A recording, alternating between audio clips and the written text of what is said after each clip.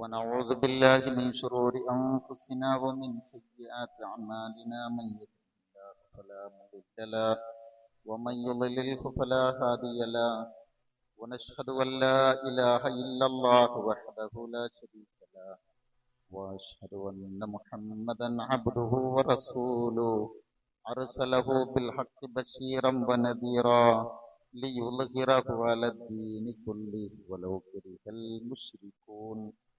اللهم صل على محمد وعلى آل محمد كما صليت على إبراهيم وعلى آل إبراهيم وبارك على محمد وعلى آل محمد كما باركت على إبراهيم وعلى آل إبراهيم إنك حميد مجيد. أما بعد فإن خير الكلام كلام الله وخير الحديث كتاب الله وخير الهدي هدي محمد صلى الله عليه وسلم وشر الأمور محدثاتها وكل محدثة بدعة. أيها الإخوان والأخوات، أوصيكم بنفسي أولا بتقوى الله. أعوذ بالله من الشيطان الرجيم. يا أيها الذين آمنوا اتقوا الله حق تقاته ولا تموتن إلا وأنتم مسلمون. يا أيها الناس اتقوا ربكم الذي خلقكم من نفس واحدة وخلق منها زوجها وبث منهما رجالا كثيرا ونساء واتقوا الله الذي تساءلون به والأرحام إن الله كان عليكم رقيبا. يا أيها الذين آمنوا اتقوا الله وقولوا قولا سديدا يصلح لكم أعمالكم ويغفر لكم ذنوبكم ومن يطع الله ورسوله فقد فاز فوزا عظيما. بسم الله الرحمن الرحيم. فأعرض عنهم وتوكل على الله وكفى بالله وكيلا. أفلا يتدبرون القرآن ولو كان من عند غير الله لوجدوا فيه اختلافا كثيرا. സ്നേഹമുള്ള മുഅ്മിനുകളായ സഹോദര സഹോദരിമാരെ, അല്ലാഹു സുബ്ഹാനഹു വ തആല നമ്മെ എല്ലാവരെയും അനുഗ്രഹിക്കുമാറാവട്ടെ. അള്ളാഹുവിന്റെ വിധിവിലക്കുകൾ ഉൾക്കൊണ്ടുകൊണ്ട് ജീവിക്കണമേ എന്ന് ആദ്യമായി ഉണർത്തുകയാണ്. ശക്തമായ ഭാഷയിൽ വസിയ്യത്ത് ചെയ്യുകയാണ്. ഈ വസിയ്യത്ത് യഥാവിധി ജീവിതത്തിൽ തുടർന്നു പോവാനുള്ള തൗഫീഖ് തന്ന് അള്ളാഹു നമ്മെ ഓരോരുത്തരെയും തുണക്കുമാറാവട്ടെ. പ്രിയമുള്ളവരെ, അനവധി മതങ്ങളും ഇസങ്ങളുമൊക്കെ നിറഞ്ഞു നിൽക്കുന്ന ഒരു ലോകത്താണ് നമ്മൾ ജീവിക്കുന്നത്.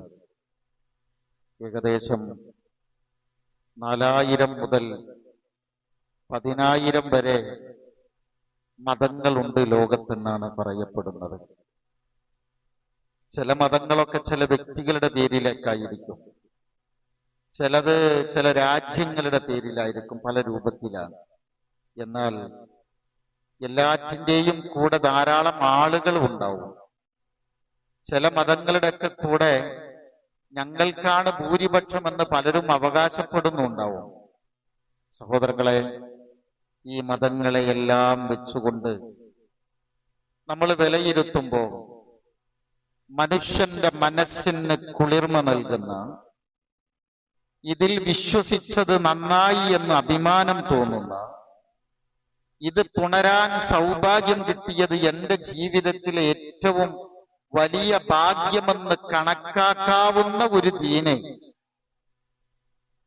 അത് ഇസ്ലാം മാത്ര. വെറുതെ ഒരു അവകാശവാദമായിട്ട് പറയല്ല, നമുക്ക് പരിശോധിക്കാം. ഇന്നദ്ദീന ഇൻദല്ലാഹിൽ ഇസ്ലാം.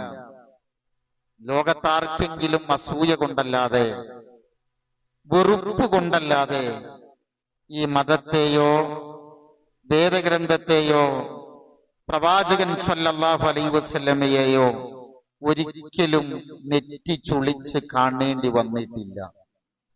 ഞാനത് ഇങ്ങനെ ആദ്യമേ പറഞ്ഞത്, നമുക്ക് നമ്മുടെ ദീനിനോട്, ഈ ദീനിന്റെ നിർദ്ദേശങ്ങളോട്, ദീനിയായ ജീവിതത്തോട്, ദീനിന്റെ സംസ്കാരത്തോട് ഒരു അഭിമാന ബോധമുണ്ടാവണം. നമ്മുടെ ദീനിനോട് അഭിമാന ബോധമുണ്ടാകണം. ഇല്ലെങ്കിൽ, അങ്ങനൊരു ചിന്ത ഇല്ലെങ്കിൽ, അത് ദീനായാലും ശരി, അത് ഏത് പ്രസ്ഥാനായാലും കുടുംബായാലും ഒക്കെ ശരി, ദീനായാലും ദുനിയാവായാലും വേണ്ട വിധത്തിൽ ഉൾക്കൊള്ളാൻ കഴിയില്ല. വലില്ലാഹിൽ ഇസ്സത്തു വലിറസൂലിഹി വലിൽ മുഅ്മിനീൻ വലകിന്നൽ മുനാഫിഖീന ലാ യഅലമൂൻ. എല്ലാ ആയത്തുകളുടെയും അർത്ഥമൊന്നും ഞാൻ പറയേണ്ടി വരില്ലല്ലോ. ഇസ്സത്തുള്ളത്, അഭിമാനമുള്ളത് അള്ളാഹുവിനാണ്. അള്ളാഹുവിന്റെ കൽപ്പനകളെ നമുക്ക് എത്തിച്ചു തന്ന അമ്പിയാക്കന്മാർക്കാണ്. ആ കൽപ്പനകളെ സ്വീകരിച്ച മുഅ്മിനീങ്ങൾക്കാണ് ഇസ്സത്തുള്ളത്. എന്നിട്ടോ ആ ദീന്, ആ ഈമാന് നമുക്ക് ആസ്വാദ്യകരമാവണം, അങ്ങേയറ്റത്തെ ടേസ്റ്റ് ഉള്ളതാവണം. എന്റെ വാക്കുകൾ ശ്രദ്ധിക്കണേ. അള്ളാഹുവിന്റെ റസൂല് സ്വല്ലല്ലാഹു അലൈഹി വസല്ലമ പറഞ്ഞു, ദാഖ തുഅമൽ ഈമാൻ, ഈമാനിന്റെ രുചി ആസ്വദിച്ചിട്ടുള്ള ആളുകൾ ഇതാ ഇന്നാലിന്ന ആളുകളാണ്. ഒന്ന്, നമുക്കൊക്കെ അറിയാലോ, റളീതു ബില്ലാഹി റബ്ബൻ വബി മുഹമ്മദിൻ നബിയ്യൻ വബിൽ ഇസ്ലാമി ദീന. ഈ വാക്ക് നമ്മൾ എപ്പോഴും പറയേണ്ട വാക്കാട്ടോ. രാവിലെ വൈകുന്നേരം മാത്രമല്ല. അപ്പൊ ബാങ്ക് കൊടുത്തല്ലോ, ബാങ്ക് കൊടുക്കുന്ന സമയത്ത് ചില വചനങ്ങൾ നമുക്ക് കാണാം. ഈ ഹയ്യാല സ്വലാത്തും ഹയ്യാലൽ ഫലാഹിനും നമ്മൾ മറുപടി കൊടുക്കുന്നത് ഏതാണ്? പിന്നെ ലാ ഹൗല വലാ ഖുവത ഇല്ലാ ബില്ലാഹ്. അല്ലാതെ പറയുന്ന എല്ലാ വാക്കുകൾക്കും അതിന്റെ കൂടെ നമ്മൾ പറയേണ്ടത് റളീതു ബില്ലാഹി റബ്ബൻ വബി മുഹമ്മദിൻ നബിയ്യൻ വബിൽ ഇസ്ലാമി ദീന. എന്താണ്? തൃപ്തി വരണോന്നാണ്. ഞാൻ തൃപ്തിപ്പെട്ടു എന്നാണ്. ഒരു സംഗതിയോട് തൃപ്തി ഉണ്ടെങ്കിലല്ലേ സ്വീകരിക്കാൻ കഴിയുള്ളൂ. അങ്ങനെ പറഞ്ഞ എന്താന്ന് ചോദിച്ചപ്പോ നിങ്ങൾ ആലോചിച്ച് നോക്കൂ, അംഗീകരിക്കലല്ല തൃപ്തി വരിക എന്ന് പറഞ്ഞാൽ. ഇങ്ങനെ ഭാഷാപരമായി അംഗീകരിക്കലല്ല തൃപ്തി എന്ന് പറഞ്ഞാൽ, ഒരു കോടതിയിൽ നിന്നൊരു വിധി വന്നു, അതിനെ എതിർ കക്ഷി ഉണ്ടാവും, അനുകൂലിക്കുന്ന കക്ഷി ഉണ്ടാവും. ഒരു കക്ഷി അംഗീകരിക്കും, മറ്റേ കക്ഷി അംഗീകരിക്കുകയും ചെയ്യും, തൃപ്തിപ്പെടുകയും ചെയ്യും. എതിർ കക്ഷിക്ക് അംഗീകരിക്കേണ്ടി വരും, പക്ഷെ എന്തുണ്ടാവില്ല? തൃപ്തി ഉണ്ടാവില്ല. അപ്പൊ അംഗീകരിക്കലല്ല തൃപ്തി. ഞാൻ അംഗീകരിച്ചു എന്നല്ല പറഞ്ഞത്, ഞാൻ തൃപ്തിപ്പെട്ടു എന്നാ. ഏതിനെയെല്ലാം? അള്ളാന്റെ ദീനിനെ, അള്ളാനെ തൃപ്തിപ്പെട്ടു, മുത്തുനബിനെ തൃപ്തിപ്പെട്ടു, അള്ളാഹുവിന്റെ ദീന് ഇസ്ലാമിനെ ദീനായും ഞാൻ തൃപ്തിപ്പെട്ടു. പ്രിയമുള്ളവരെ, അന്തസ്സുള്ള ഈ ദീനിനെ കൊണ്ട് നടക്കാവുന്ന ഒരു ആശയമാണ് എന്ന് നമുക്ക് ബോധ്യം വരണമെങ്കിൽ ഈ പറഞ്ഞ മൂന്നെണ്ണവും നമുക്ക് തൃപ്തിയായി വരണം. അങ്ങനെ വരുമ്പോഴാണ് ഇതൊരു ടേസ്റ്റായി, ഇതൊരു ആസ്വാദ്യകരമായി നമുക്ക് തീരുക. ഇസ്ലാമിക ജീവിതം, ഞാൻ ആമുഖമായി 2 വാക്കുകൂടിയേ പറയുന്നുള്ളൂ. ഇസ്ലാമിക ജീവിതം പ്രിയമുള്ളവരെ നമുക്കൊരിക്കലും ഭാരമാവരുത്. വേറെ ആരോ പറഞ്ഞ ഒരു സംഗതിയുടെ പേരിലാവരുത്. ആർക്കെങ്കിലും ഈ ലോകത്ത് അന്തസ്സും അഭിമാനവും ലഭിക്കണമെങ്കിൽ അന്തസ്സിന്റെ ഉടമയായ അള്ളാഹുവിൽ നിന്ന് മാത്രമേ അത് കിട്ടുള്ളൂ. നോക്കി, നജ്ജാശി രാജാവ്, കേട്ടില്ലേ? എത്യോപ്യയിലെ രാജാവ്. മുസ്ലിമീങ്ങൾ ആദ്യം ഹിജ്റ പോകുന്നത് എത്യോപ്യയിലേക്കാണ്. ആദ്യകാലത്താണ്, കുറച്ച് ആൾക്കാർ മാത്രം, വിശദാക്കല്ല. അപ്പോഴൊക്കെ ഇവിടുന്ന് അബൂ സുഫിയാന്റെ നേതൃത്വത്തിൽ മക്കയിൽ നിന്ന് എത്യോപ്യയിലെ രാജാവിന്റെ അടുക്കലേക്ക് വലിയൊരു നിവേദക സംഘം ചെന്നു. ഒരുപാട് സമ്മാനങ്ങളുമായിട്ട് ചെല്ലുന്നത്. എന്നിട്ട് പറഞ്ഞ ഞങ്ങളുടെ നാട്ടിൽ ഫിതന ഉണ്ടാക്കിയിട്ട് വന്ന കൗമാണത്, ഇവരെ ഞങ്ങളെ നാട്ടിൽ തന്നെ തിരിച്ചുവിടണം, നിങ്ങൾ ഇവിടെ അഭയം കൊടുക്കരുത് എന്ന് പറഞ്ഞു. ജഅഫർ ബിൻ അബീ ത്വാലിബ് റളിയല്ലാഹു അൻഹുവിന്റെ നേതൃത്വത്തിലാണ് സംഘം ചെന്നത്. ജഅഫർ റളിയല്ലാഹു അൻഹുവിനെ നജ്ജാശി രാജാവ് വിളിച്ചു. എന്നിട്ട് ചോദിച്ചു, ഇവരെ അറിയോന്ന് ചോദിച്ചു. പറയും, ഇവര് പറഞ്ഞത് എന്താണെന്ന് ചോദിച്ചു. അതിന് അദ്ദേഹം പറഞ്ഞൊരു ചില സാഭിമാനപൂർവമുള്ള ചില വാക്കുകളുണ്ട്. അയ്യുഹൽ മലിക് കുന്നാ ഖൗമൻ അഹ്ല ജാഹിലിയ്യ നഅബുദുൽ അസ്നാം വനഅകുലുൽ മൈത വനഅതിൽ ഫവാഹിഷ് വനഖതഉൽ അർഹാം വനുസീഹുൽ ജിവാർ വയഅകുലുൽ ഖുവ്വ മിന്ന അൽളഈഫ് ഫകുന്ന അലാ ദാലിക് ഹത്താ ബഅസല്ലാഹു അസ്സ വജല്ല ഇലൈനാ നബിയ്യൻ വറസൂലൻ മിന്നാ. മനോഹരമായ അറബിയ. അല്ലയോ രാജാവേ, ഞങ്ങൾ ജാഹിലിയത്തിലായിരുന്നു. എന്താ ജാഹിലിയത്ത്? ഇനി എണ്ണുന്നതാ ജാഹിലിയത്ത്. ഞങ്ങൾ വിഗ്രഹങ്ങൾ ആരാധിക്കുന്നവരാ, ഞങ്ങൾ ശവം തിന്നുന്നവരാ, എല്ലാതരം വൃത്തികേടുകളും ചെയ്യുന്നവരാ, കുടുംബങ്ങളെ മുറിച്ചിരുന്നവരാ, അയൽവാസികളോട് മോശപ്പെട്ടു പെരുമാറിയിരുന്നവരാ. ഞങ്ങളിലെ ശക്തന്മാരായ ആളുകൾ ഞങ്ങളിലെ ദുർബലന്മാരായ ആളുകളെ പീഡിപ്പിക്കുന്നവരായിരുന്നു. ഇങ്ങനെ ഇരിക്കുമ്പോഴാണ് ഒരു നബി ഞങ്ങളിലേക്ക് വരുന്നത്, ഒരു പ്രവാചകൻ. ആ പ്രവാചകൻ ഞങ്ങളുടെ കൂട്ടത്തിലുള്ളവരാ. അദ്ദേഹത്തിന്റെ സത്യസന്ധത നമുക്കറിയാം. അറബി മൂലത്തിന്റെ അർത്ഥാട്ടാ ഈ പറഞ്ഞു തരുന്നത്. അദ്ദേഹത്തിന്റെ തറവാടറിയാം, അദ്ദേഹത്തിന്റെ വ്യക്തിത്വം അറിയാം, അദ്ദേഹത്തിന്റെ കുടുംബത്തെ കുറിച്ചറിയാം. അദ്ദേഹം ഞങ്ങളെ വിളിക്കുന്നത് ഒരു സംഗതിയിലേക്കാ. ഫദആന. ഇനിയുള്ള വാക്കും കൂടി ശ്രദ്ധിക്കണം. എന്താണ് ഇസ്ലാം, എന്താണ് അഭിമാനം എന്നത്? ഫദആന ഇലല്ലാഹി അസ്സ വജല്ല ലിനുവഹിദഹു വനഅബ്ദഹു. അള്ളാഹുവിന് അവന്റെ തൗഹീദ് അംഗീകരിക്കാനും അവന് ഇബാദത്ത് ചെയ്യാനുമാണ് ഇദ്ദേഹം ഞങ്ങളെ വിളിക്കുന്നത്. ഞങ്ങളുടെ കാക്ക കാരണവന്മാര് ചെയ്തിരുന്ന എന്തെല്ലാം വൃത്തികേടുണ്ടോ അതെല്ലാം മാറി നിൽക്കാനാണ്. വഅമർന ബിസ്സുദ്ഖിൽ ഹദീസ്. നല്ലത് പറയാനാണ്. അതേപോലെ വിശ്വസിച്ചേൽപ്പിച്ച മുതലുകളെ തിരിച്ചു കൊടുക്കാനാണ്. കുടുംബ ബന്ധം ചാർത്താനാണ്. അയൽവാസികളോട് മാന്യമായി പെരുമാറാനാണ്. ഒരാളുടെയും രക്തം ചിന്തരുതെന്ന് പറയാനാണ്. വാക്കുകൾ കൊണ്ട് മാന്യത പുലർത്തണമെന്ന് പറയാനാണ്. ഇങ്ങനെ ഇസ്ലാമിന്റെ മഹത്വം എന്ത് ചെയ്യാണ്? ജഅഫർ റളിയല്ലാഹു ഇങ്ങനെ എണ്ണി ഇങ്ങനെ പറഞ്ഞു. ഇത് കേട്ട നേഗസ് രാജാവ്, നജ്ജാശി രാജാവ് മനസ്സുകൊണ്ട് അംഗീകരിച്ചു. ഒരൊറ്റ മയ്യത്തിനല്ലേ മറഞ്ഞ മയ്യത്ത് റസൂലുള്ളാഹി സ്വല്ലല്ലാഹു അലൈഹി വസല്ലം നിസ്കരിച്ചിട്ടുള്ളൂ. അത് ഈ നജ്ജാശി രാജാവിൻ്റെതാണ്.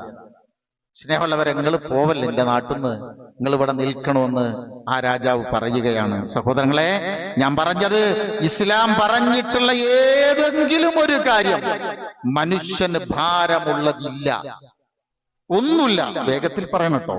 ഒന്നുമില്ല. നമ്മളിത് പഠിക്കണം. നമ്മൾ ഒരു നിസ്കാരം അങ്ങനെ ഇഞ്ഞിട്ടിയ നിസ്കാരം മാത്രം അങ്ങനെയല്ല. നമ്മുടെ ആയുസ് എന്തിനു തന്നു എന്നുള്ളത് നമ്മളിതൊന്ന് ആലോചിക്കണം. ബാക്കി ഞാൻ പിന്നീട് ലാസ്റ്റ് പറയാം. ഭാരം തോന്നുന്ന ഒന്നുമില്ല എന്ന് പറഞ്ഞല്ലോ. ഭാരം തോന്നുന്ന സന്ദർഭങ്ങളിൽ അതിന് ഇളവുണ്ട്. നോമ്പ് ചിലപ്പോ നമുക്കൊക്കെ ഭാരം തോന്നാം. എപ്പോ? നാട്ടിലല്ല, യാത്ര ചെയ്യുകയാണെങ്കിൽ. യാത്രയിൽ നിങ്ങൾ നോമ്പെടുക്കണ്ട. യാത്ര ചെയ്തുകൊണ്ടിരിക്കുക നിസ്കാരാണെന്നുണ്ടെങ്കിൽ എല്ലാ വക്തും നമുക്ക് ജമാഅത്തായിട്ട് ചെയ്യാൻ കഴിയോ? വേണ്ട. ജമ്മും കസറും തന്നു.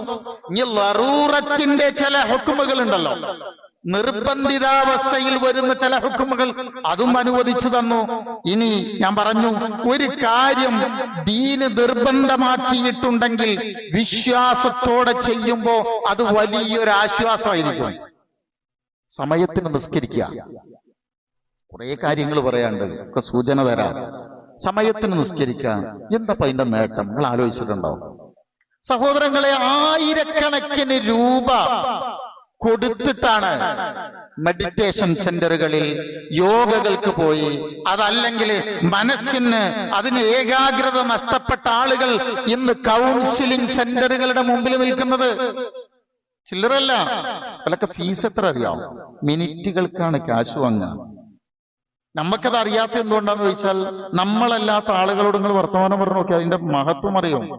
നമ്മുടെ എല്ലാ വിഷമവും ഇവിടെ വന്നിരുന്ന് പടിഞ്ഞാട്ടോട്ട് കഅബാലയത്തിലേക്ക് തിരിഞ്ഞിരുന്ന് ഒന്ന് നിസ്കരിച്ചിട്ട് കൈയിങ്ങനെ ഉയർത്തിയാൽ ഒലിച്ചു പോകും നമ്മുടെ സങ്കടങ്ങളെല്ലാം. ഞാൻ പഠിക്കുന്ന കാലത്ത് ഞാൻ ഓർക്കണത്, ഇപ്പൊ ഓർമ്മ വന്ന 94 ഒരു പ്രധാനപ്പെട്ട സ്ഥാപനത്തിൽ മലബാറിൽ പഠിക്കുക. അന്ന് തെക്ക് ഭാഗത്തു നിന്നുള്ള 4 എഞ്ചിനീയേഴ്സ് ആ സ്ഥാപനത്തിൽ ഉണ്ടായിരുന്നു വർക്ക് ചെയ്യാൻ. അവർ ഈ സ്ഥാപനത്തിൽ നിന്ന് സ്ഥലം മാറിപ്പോകുക 2-3 കൊല്ലം നിന്നിട്ട്.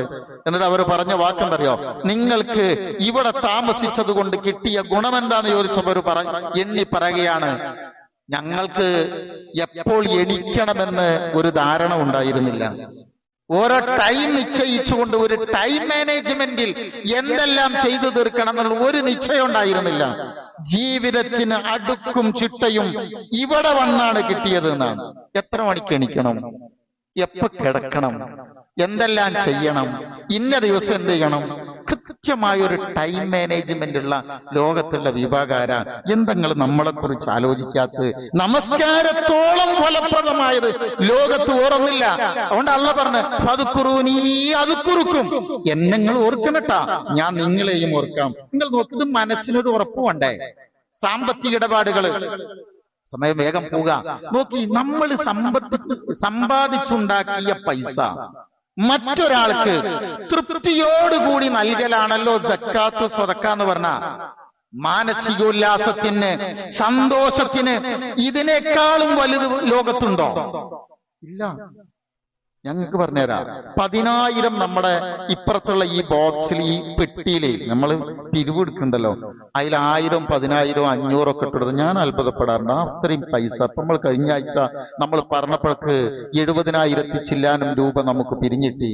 ഇത് നമ്മൾ ഇട്ട് പോയതാണല്ലോ. ഈ നമ്മള് ഇവിടെ നിന്ന് ടൗണിക്ക് ബസ് കയറിയിട്ട് 18 ഉറുപ്പ്യ കൊടുക്കേണ്ടടത്ത് 20 ഉറുപ്പ്യ കൊടുത്തിട്ട് കണ്ടക്ടർ പറയാ 2 തരാട്ടോ എന്ന് പറഞ്ഞു കഴിഞ്ഞാൽ, ഈ 2 തന്നില്ലെങ്കിൽ ഒരു തിക്കുമുട്ട് ഇങ്ങനെ വരും. ആ 2 നഷ്ടപ്പെടുമ്പോ തിക്കുമുട്ടുള്ള നമ്മളാണ് 2000 രൂപ അല്ല 20,000 രൂപ കൊടുത്താലും സന്തോഷം കൊള്ളുന്നത്. എന്താ സംഗതി? അത് നമുക്ക് മാത്രം അനുഭവിക്കാൻ കഴിയുന്ന ഒരു സംഗതിയാ. ഇത് ലോകത്ത് ഒരാൾക്ക് കിട്ടില്ല. അതുകൊണ്ടാണ് ചില സംഘടനകൾ ആവശ്യപ്പെടുമ്പോ കോടികളുടെ കണക്കുകൾ പത്രത്തിലൂടെ വരുന്നത്. അത് വേറൊരാൾക്ക് അനുഭവിക്കാൻ കഴിയൂല.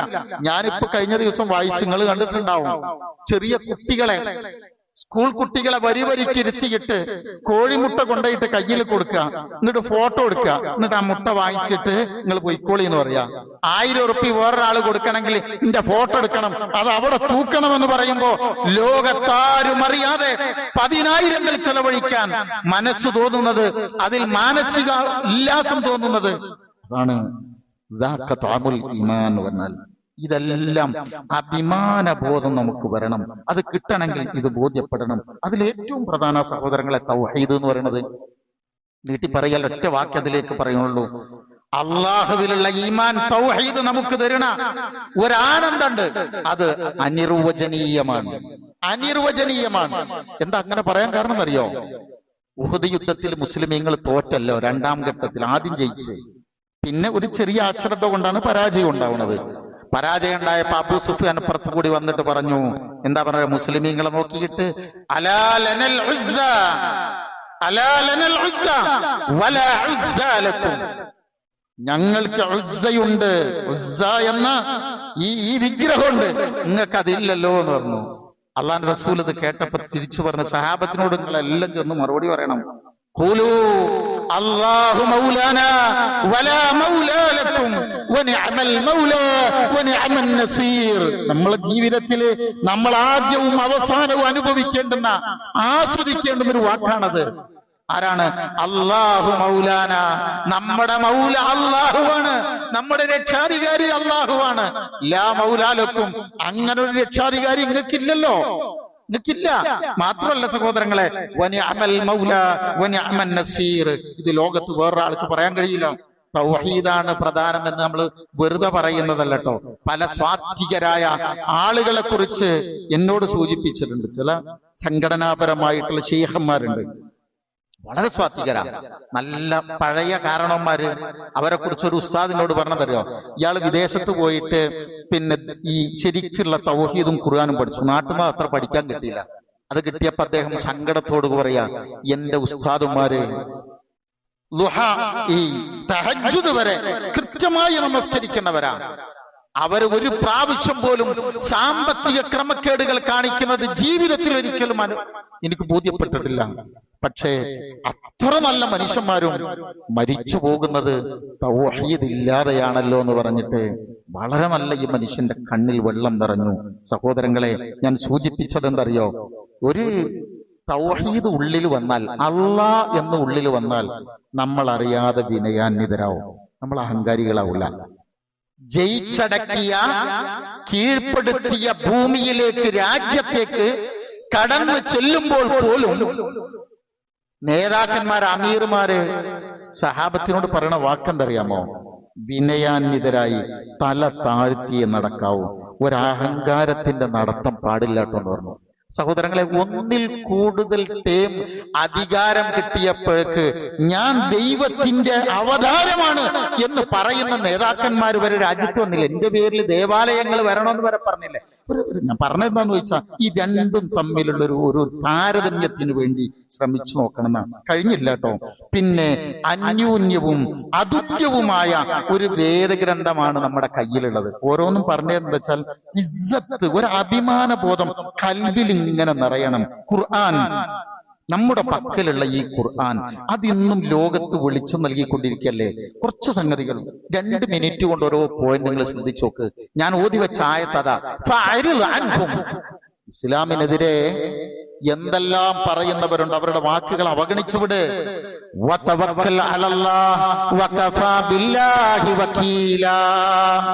അല്ലാഹുവിൽ തവക്കുലാക്ക്, എന്നിട്ട് അവനാണ് ഏറ്റവും നല്ല ഏൽപ്പിക്കാൻ നല്ലവൻ. അഫലാ യതദബ്ബറൂനൽ ഖുർആൻ, ഖുർആനിനെ കുറിച്ച് ചിന്തിക്കുന്നില്ലേ? വലൗ കാന മിൻ ഇൻദി ഗൈരില്ലാഹ്, അല്ലാഹുവിന്റെ അടുക്കൽ നിന്നല്ല ഈ ഖുർആൻ ഇറങ്ങിയതെങ്കിൽ ലവജദൂ ഫീഹി ഇഖ്തിലാഫൻ കസീറാ, ഇതിൽ നിങ്ങൾക്ക് ഒരുപാട് വൈരുദ്ധ്യങ്ങൾ കാണാമായിരുന്നതാണ്. സഹോദരങ്ങളെ, അള്ളാഹുവിന്റെ റസൂൽ സ്വല്ലല്ലാഹു അലൈഹി വസല്ലമക്ക് അന്ന് ഖുർആൻ മുഅ്ജിസത്തായിരുന്നു. ഇന്നോ അതിനേക്കാളും മുഅ്ജിസത്താണ്. കാലങ്ങനെ സമകാലികമായി വായിക്കണം. 1400 കൊല്ലം മുമ്പ് വന്ന ഈ ഖുർആൻ ആധുനിക ശാസ്ത്രത്തെ പോലും അത്ഭുതപ്പെടുത്തുക. എല്ലാം പറഞ്ഞു തരുന്നില്ല, ഓരോ നിങ്ങൾ എടുത്തു നോക്കുക. ഖുർആൻ അത്ഭുതപ്പെടുത്താൻ വന്നതല്ല കേട്ടോ. അങ്ങനെയുണ്ട്, അത്ഭുതപ്പെടുത്തുക എന്ന് പറഞ്ഞാൽ അതിന് വന്നതാണോ? അതിന് വന്നതല്ല. പക്ഷെ ഖുർആൻ പറഞ്ഞതൊന്നും ശാസ്ത്രത്തിനെതിരല്ല.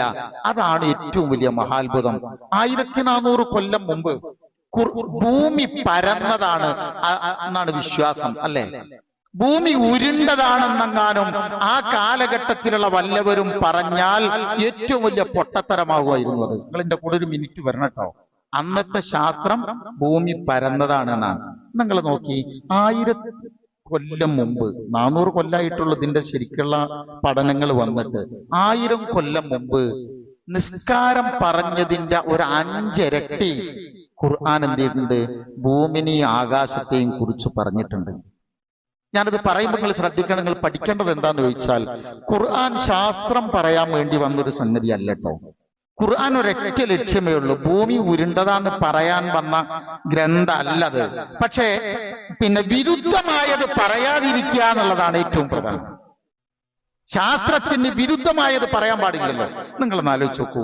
പിൽക്കാലത്ത് ഭൂമി ഉരുണ്ടതാണെന്ന് മനസ്സിലാക്കാവുന്ന ഒരുപാട് പരാമർശങ്ങൾ ഖുർആനിലുണ്ട്. ഒന്ന്, ഖലഖ സമാവാതി വൽ അർദ ബിൽ ഹഖ്, അല്ലാഹു ഈ ആകാശഭൂമികളെ ഹക്കായിട്ട് പടച്ചു. എന്നിട്ടോ യുകവ്വിറുൽ ലൈല അലൻ നഹാർ വയുകവ്വിറുൻ നഹാറ അലൽ ലൈൽ, രാവ് പകലിനെ പൊതിയുന്നു, അതേപോലെ തിരിച്ചും പൊതിയുന്നു. കവ്വറ, ഈ വാക്കുണ്ടാവുന്ന എവിടെ നിന്നറിയോ? കുറത്ത് എന്ന് പറയുന്ന വാക്കെന്നാണ്. കുറത്ത് എന്ന് പറയുന്നതാണ് ഈ കവ്വറ ഉണ്ടാവുക. ഇത് ശരിക്കും ഭൂമി നിൽക്കുന്നത് ഒരു പന്തിന്റെ ഷേപ്പ് അല്ലല്ലോ, വേറൊരു ഷേപ്പിലാണുള്ളത്. കാരണം അതിവേഗതയിൽ കറങ്ങുന്ന ഒരു സാധനത്തിന് ഒരു ഉരുണ്ട രൂപമല്ല, ഒരു ഭാഗം ഇങ്ങനെ ചപ്പിയതുപോലെ എന്നാണ്. മലയാളങ്ങൾക്ക് മനസ്സിലായിട്ടുണ്ടാവും ഞാൻ ഉപയോഗിച്ച ഭാഷ. ഒരു ചെറിയ ഭാഗം കൂടിയിരിക്കുന്ന. ഇനി നിങ്ങൾ ചിന്തിക്കുക, ഇത് ഉരുണ്ടതാണ് എന്നുള്ളതിന്റെ ഒരു തെളിവെന്നറിയോ? മഹാനായ ഇബ്നുൽ ഖയ്യിം എന്ന് പറയണ മഹാനായ പണ്ഡിതൻ, അദ്ദേഹത്തിന്റെ അധിഷണ പോയ മേഖലകൾ നമുക്കൊരായുസ് കൊണ്ട് വായിച്ചാൽ തീരൂല. അദ്ദേഹം സ്പെയിനിലെ അറിയപ്പെടുന്ന നാവിക ശാസ്ത്രജ്ഞൻ കൂടിയാണ്. ഇരുന്ന് ഖുർആൻ ഇങ്ങനെ ഓതുക. റബ്ബുൽ മശ്രിഖി വൽ മഅരിബ്, ഒരു ഭാഗത്ത് അർത്ഥങ്ങൾ കിട്ടിയല്ലോ. റബ്ബുൽ മശ്രിഖൈനി വ റബ്ബുൽ മഅരിബൈനി വ റബ്ബുൽ മശാരിഖി വൽ മആരിബി. ഇങ്ങനെ മശ്രിഖ് കിഴക്ക് പടിഞ്ഞാറിന്റെ രക്ഷിതാവ്, 2 കിഴക്കുകളുടെ 2 പടിഞ്ഞാറുകളുടെ രക്ഷിതാവ്. പിന്നെ പറഞ്ഞ് മശാരിക്കുകളുടെയും മഹാരിബുകളുടെയും റബ്ബ് എന്ന് പറഞ്ഞു.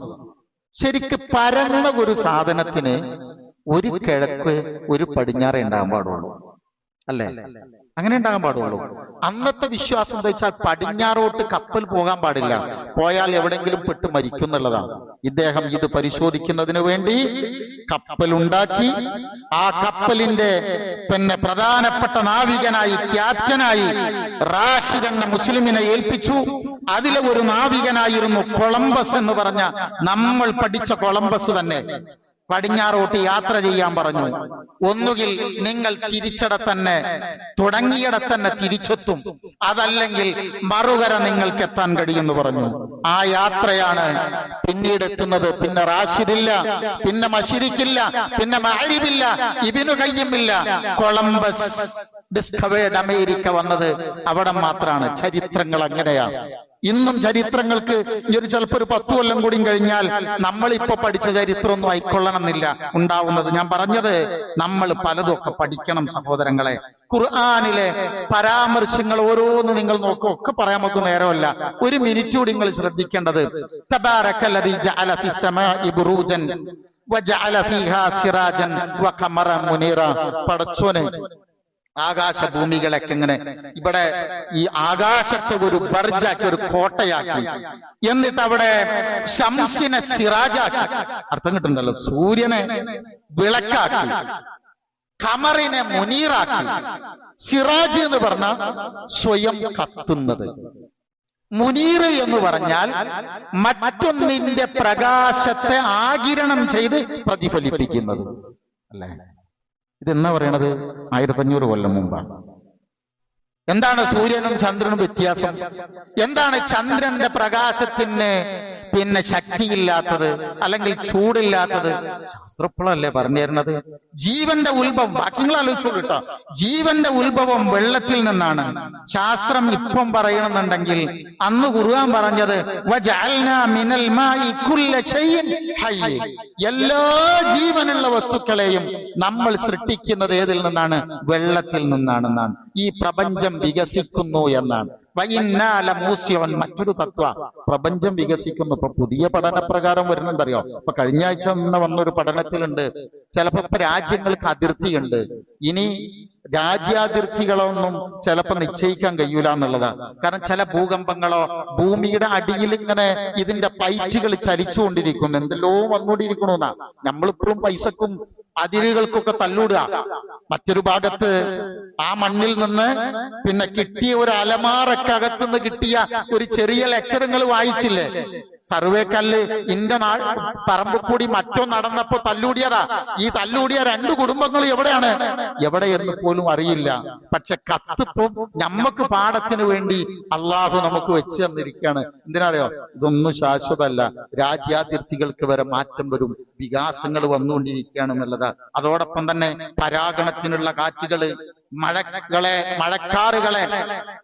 മഴക്കാറുകളെ ഒരുമിച്ച് കൂട്ടുന്നതിനുള്ള കാറ്റുകള്, ചില പൂക്കളൊക്കെ വിരിയുമ്പോ അതിന്റെ പരാഗണം നടത്താൻ നമ്മൾ സ്കൂളിൽ പഠിച്ച മാതിരി ഈച്ചകളും പ്രാണികളൊന്നും ഇല്ലാന്നുണ്ടെങ്കിൽ കാറ്റിലൂടെ വരുന്ന സംവിധാനങ്ങൾ എല്ലാം കേട്ടോ, ഓരോന്ന്. ഇനി നമ്മൾ ശ്രദ്ധിക്കേണ്ടെന്നറിയാം, ഇനിയും നമ്മൾ പല ശാസ്ത്രമൊക്കെ കേട്ടുകൊണ്ടിരിക്കും.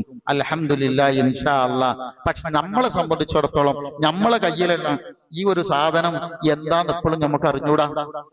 അതുകൊണ്ടാണ് 1000 വർഷങ്ങൾക്ക് മുമ്പ്, ഒരു സഹസ്രാബ്ദത്തിന് മുമ്പ് ഏറ്റവും വലിയൊരു വേദ വിഭാഗക്കാര് പറഞ്ഞത്, ഈ ഖുർആൻ എങ്ങാനും ഞങ്ങളുടെ കയ്യിൽ ഇതിലൊരൊറ്റ വാക്ക് മതി, അത് ഞങ്ങളുടെ കയ്യിലായിരുന്നുവെങ്കിൽ എന്ന സ്പേസിലൂടെ ഈ ഗോള സമൂഹങ്ങൾ സഞ്ചരിക്കുന്നു എന്നൊരു വാക്ക് ഞങ്ങളുടെ കയ്യിലായിരുന്നുവെങ്കിൽ അതുകൊണ്ട് ലോകത്തെ ഞങ്ങൾ കീഴ്പ്പെടുത്തിയനെന്നാണ്. അള്ളാന്റെ അടുക്കൽ നിന്നല്ല ഇതെങ്കിൽ എത്രയോ വൈരുദ്ധ്യങ്ങൾ കാണാമായിരുന്നു. അങ്ങനെ ഒരുപാട് സാധനങ്ങൾ. സഹോദരങ്ങളെ, നിങ്ങൾ ആലോചിച്ച് നോക്കും. ഞാൻ നീട്ടല്ല, മാതാപിതാക്കളെ സംരക്ഷിക്കണം. ഇവരെ സംരക്ഷിക്കാത്ത ഒരു തലമുറ വളർന്നു വന്നാൽ ഭയങ്കര പ്രശ്നമല്ലേ? ഇപ്പൊ തന്നെ വന്നല്ലോ. ഞങ്ങളോട് ചോദിച്ചിട്ടാണോ നിങ്ങൾ ഞങ്ങളെ ജനിപ്പിച്ചത് എന്ന് തിരിച്ചു ചോദിക്കുന്ന മക്കൾ വന്നു, അല്ലേ?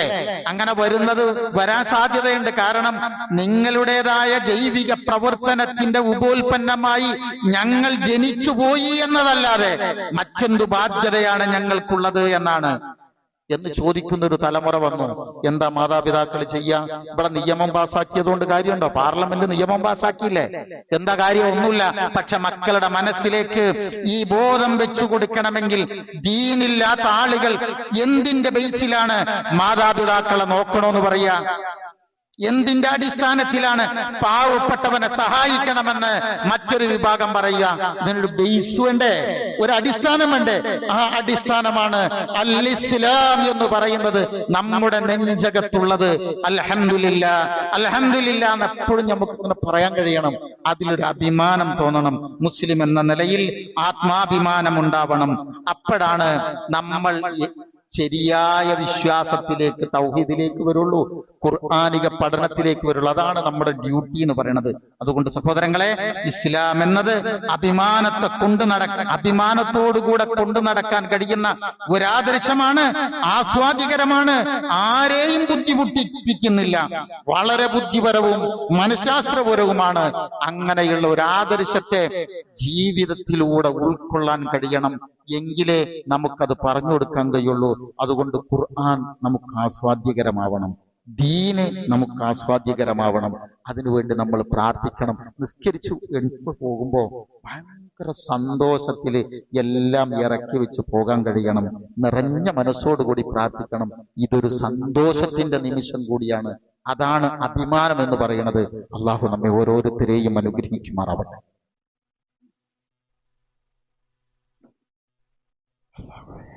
ബിസ്മില്ലാഹി വൽഹംദുലില്ലാഹ് വസല്ലല്ലാഹു അലാ നബിയിനാ വഹബീബിനാ മുഹമ്മദിൻ വഅലാ ആലിഹി വസഹ്ബിഹി അജ്മഈൻ. അമ്മാ ബഅദ്. യാ അയ്യുഹല്ലദീന ആമനൂ തഖുല്ലാഹ ഹഖ്ക തുഖാതിഹി വലാ തമൂതുന്ന ഇല്ലാ വഅൻതും മുസ്ലിമൂൻ. സ്നേഹമുള്ളവരെ, അള്ളാഹുവിന്റെ വിധിവിലക്കുകൾ ഉൾക്കൊണ്ടുകൊണ്ട് ജീവിക്കണമേ എന്നൊരിക്കൽ കൂടെ ഉണർത്തുകയാണ്, വസിയ്യത്ത് ചെയ്യുകയാണ്. അള്ളാഹുവിന് നമുക്കെല്ലാം തൗഫീഖ് നൽകുമാറാവട്ടെ. സഹോദരങ്ങളെ, ഒരു പ്രധാനപ്പെട്ട ഒരു കാര്യം സൂചിപ്പിക്കാനുള്ളത്, ഈ ഞായറാഴ്ച എടവനക്കാട് വെച്ച് നമ്മുടെ ജില്ലയിലെ ഖുർആൻ പഠിതാക്കളുടെ ഒരു സംഗമമുണ്ട്. അതുകൊണ്ട് രാവിലെ മുതൽ വൈകുന്നേരം വരെയുള്ള പ്രോഗ്രാമാണ്. കഴിയുന്നത് എല്ലാ ആളുകളും അതിൽ പങ്കെടുക്കാൻ ശ്രമിക്കണം. ഒരായത്തെങ്കിലും കേട്ടാൽ അത് മഹാഭാഗ്യമാണ്. ഇത്തരം പരിപാടികളൊക്കെ നടത്തുക എന്ന് പറയുന്നത് നമ്മുടെയും കൂടി ബാധ്യതയാണ്. ഒരു ചെറിയൊരു കലക്ഷൻ സ്വീകരിക്കുന്നുണ്ട്, ശ്രദ്ധിക്കുമല്ലോ.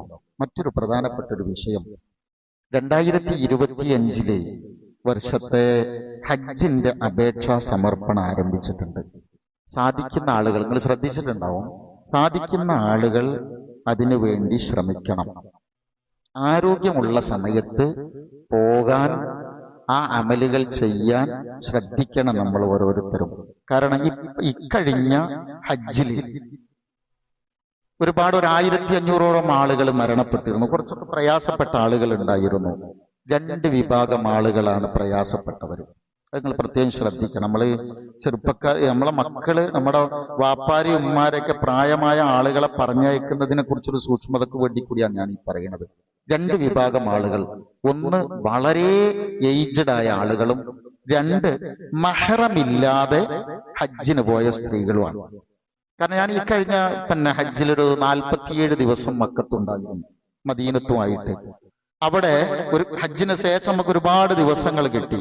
എന്തുകൊണ്ട് അപകടങ്ങൾ വന്നു എന്ന കൃത്യമായൊരു പഠനം കേരളത്തിലെ ഒരു ജില്ലയുടെ തന്നെ ഏറ്റവും പ്രധാനപ്പെട്ട ഖാളി, അവിടുത്തെ ഒരു ഖാളി കൂടി നമ്മുടെ ഗ്രൂപ്പിൽ ഉണ്ടായിരുന്നു. ഒരു വളരെ സംഘടനാപരമായി തലപ്പത്ത് നിൽക്കുന്ന അറിയപ്പെടുന്ന അദ്ദേഹം കൂടി ഒരു പഠനം നടത്തിയത്. 2 വിഭാഗം ആളുകൾ. വയസ്സായ ആളുകള്, എനിക്ക് പൈസ ഉണ്ടെങ്കിൽ വാപ്പാനെ പറഞ്ഞയക്കാം, പക്ഷെ വാപ്പാനെ പറഞ്ഞയക്കേണ്ടത്, കൊണ്ടുപോകേണ്ടതും അവിടെ കൃത്യമായ അമലുകൾ ചെയ്യിക്കേണ്ടതും എന്റെ ഡ്യൂട്ടിയാണെന്ന് നമ്മൾ മനസ്സിലാക്കണം. ഉപ്പാനടുത്ത് പൈസ ഉണ്ടെങ്കിൽ ഞാൻ പൊയ്ക്കോളാന്ന്, മരിക്കാൻ ഞാൻ അങ്ങോട്ട് പോകാന്ന് ഒരിക്കലും വിചാരിക്കരുത്. മരണം എവിടെയെന്ന് അള്ളാഹു നിശ്ചയിച്ചതാണ്. അതുകൊണ്ട് നിങ്ങളുടെ അടുത്ത് പൈസ ഉണ്ടെങ്കിൽ നിങ്ങൾ നിങ്ങളുടെ മക്കളെയും കൂടി ഒരാളെയും കൂടി കൂട്ടിയിട്ട് ആരോഗ്യമുള്ള ഒരാൾക്കാരും കൂടി ഉള്ള കാലത്ത് പോകാൻ ശ്രദ്ധിക്കണം. ഈ ഉള്ള പൈസയൊക്കെ പാടെ എപ്പോഴാ തീരാന്നുള്ളതൊന്നും അറിയില്ല. ഇതിന്റെ ഉള്ളിൽ എന്തൊക്കെയാണ് ഇളകിയും കൊണ്ടിരിക്കണമെന്ന് അറിയാം. ഒറ്റ ഇളക്കിളകിയ ഒരു സെക്കൻഡ് ഈ റിക്ടർ സ്കെയിലില് 6.5 അടയാളപ്പെടുത്തിയാൽ പിന്നെ ഈ ഭൂമിയുടെ മുകളിൽ ഇങ്ങനൊരു നാടുണ്ട് എന്ന് പോലും അറിയില്ല എന്നാണ്. ഡ്യൂട്ടി കൃത്യമായി എളുപ്പെളുപ്പം നിർവഹിക്കണം. രണ്ടാമത് മഹറമില്ലാതെ പോകുന്ന സ്ത്രീകൾ, അവരും ഒരു കാര്യം പ്രത്യേകം ശ്രദ്ധിക്കേണ്ടത്, പെണ്ണുങ്ങൾക്ക് ഇപ്പോ ഗവൺമെന്റ്, നമ്മുടെ ഗവൺമെന്റും അനുമതിയുണ്ട്, സൗദിയും അനുമതി കൊടുത്തിട്ടുണ്ട്, നല്ലതാണ്, പോണ്ടാന്നല്ല. പക്ഷെ റസൂലുള്ള അതൊന്ന് ഒരു നിരുത്സാഹപ്പെടുത്തി. എന്തറിയോ, നമുക്ക് നേരിട്ട് കാണായിരുന്നു ഈ താത്താരെ. അവർക്ക് ഒന്ന് അറബി സംസാരിക്കാൻ കഴിയൂല, എവിടുക്ക പോണ്ടെന്ന് അറിയില്ല. അവിടെ പോയാൽ ഈ വാതിൽ ക്ലോസ് ആണ്, അപ്പൊ എവിടുക്ക പോവുക? ഈ വെയിൽ കൊണ്ട് 52 ഡിഗ്രി 55 ഡിഗ്രി ചൂടില് ഒരു ജാതി അസ്വസ്ഥതപ്പെടുന്നത്, സങ്കടത്തോടു കൂടി നോക്കി നിൽക്കാൻ പലപ്പോഴും ഒക്കെ നമുക്ക് കഴിയുള്ളൂ. അതുകൊണ്ട് സഹോദരങ്ങളെ, കഴിയുന്ന ആളുകൾ ആരെങ്കിലും ഒക്കെ ഉണ്ട് എന്നുണ്ടെങ്കിൽ കടമ നിർവഹിക്കാൻ, ആ ബാധ്യത നിർവഹിക്കാൻ ഗവൺമെന്റിൽ എന്ത് ചെയ്യാന്നറിയോ, സുഖമാണ് ഗവൺമെന്റിൽ പോകുക എന്ന് പറഞ്ഞാൽ. കുഴപ്പമൊന്നുമില്ല, വളരെ സൗകര്യമാണ്, എല്ലാ സംവിധാനങ്ങളും ഉണ്ട്. നിങ്ങൾ അതിന്റെ ആ ഒരു അപേക്ഷാ സമർപ്പണത്തിന് കൊടുക്കാൻ നിൽക്കണം. അതിന്റെ കൂടെ തന്നെ ഇസ്ലാമാണ് അഭിമാനം. അത് നമുക്ക് കൃത്യമായിട്ട് ബോധ്യപ്പെടണം. ആ അഭിമാനം നമ്മുടെ മുഖത്ത് പ്രതിഫലിക്കണം, ജീവിതത്തിൽ കാണണം. ആത്മാർത്ഥമായി റബ്ബിനോട് ഈമാൻ കിട്ടി മരിക്കാൻ വേണ്ടി പ്രാർത്ഥിച്ചു കൊണ്ടിരിക്കുകയും ചെയ്യണം. അല്ലാഹു സുബ്ഹാനഹു വ തആല ബാധ്യതകൾ നിർവഹിച്ച് വളരെ സന്തോഷത്തോടുകൂടി അഭിമാനത്തോടുകൂടി ജീവിച്ച് റബ്ബിനെ കണ്ടുമുട്ടാൻ, ലാ ഇലാഹ ഇല്ലല്ലാഹ് ചൊല്ലി ഈ ലോകം വിട്ടു പിരിയാനുള്ള മഹാസൗഭാഗ്യം തന്ന് അള്ളാഹു നമ്മെ ഓരോരുത്തരെയും അനുഗ്രഹിക്കുമാറാവട്ടെ. അവരുടെ ഇഷ്ടദാസന്മാരുടെ കൂട്ടത്തിൽ അള്ളാഹു ഉൾപ്പെടുത്തുമാറാവട്ടെ. എല്ലാവിധ കഷ്ടപ്പാടുകളിൽ നിന്നും മുസീബത്തുകളിൽ നിന്നും നമ്മെ, നമ്മുടെ കുടുംബത്തെ, നമ്മളുടെ ഉമ്മത്തിനെ അള്ളാഹു കാത്തു രക്ഷിക്കുമാറാവട്ടെ. സകല മുസീബത്തുകളിൽ നിന്നും രക്ഷപ്പെടുത്തുമാറാവട്ടെ. നമ്മുടെ മക്കളെ അള്ളാഹു അനുഗ്രഹിക്കട്ടെ. നമ്മുടെ മാതാപിതാക്കൾക്ക് അള്ളാഹു അർഹമായ സൗഭാഗ്യം നൽകി അനുഗ്രഹിക്കുമാറാവട്ടെ. اللهم اغفر للمؤمنين والمؤمنات والمسلمين والمسلمات الأحياء منهم والأموات إنك مجيب الدعوات يا قاضي الحاجات. ربنا اغفر لنا ولإخواننا الذين سبقونا بالإيمان ولا تجعل في قلوبنا غلا للذين آمنوا ربنا إنك رؤوف رحيم. اللهم أجرنا من النار. اللهم أعز الإسلام والمسلمين وأذل الشرك والمشركين ونجنا من القوم الظالمين. ربنا هب لنا من أزواجنا وذرياتنا قرة أعين واجعلنا للمتقين إماما. ربنا آتنا في الدنيا حسنة وفي الآخرة حسنة وقنا عذاب النار واغفر لنا يا غافر المذنبين. آمين برحمتك يا أرحم الراحمين.